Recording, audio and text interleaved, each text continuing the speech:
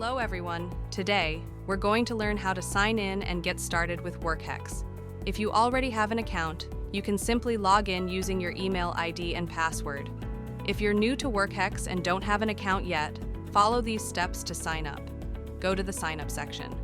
Fill in the required fields: your name, password, contact number, company name, and optionally, your company website. After completing the form, click the Register button. A verification code will be sent to your email. Return to the login page, enter the code to verify, and log in using your email and the password you created.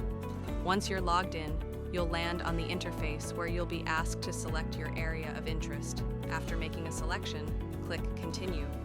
Next, you'll reach the Staff Number section. Here, enter the total number of staff in your company and proceed.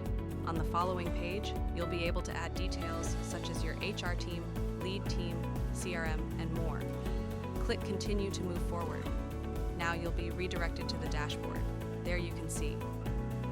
In Settings, we can change the theme between dark and light mode, manage notifications, and update your profile. We can view our total number of projects and deals. Able to check if there are any open deals and view their amount. Monitor your client count and access complete login details, monthly leads, and lead sources. In the CRM section, you can access detailed information about deals, guests, and management teams.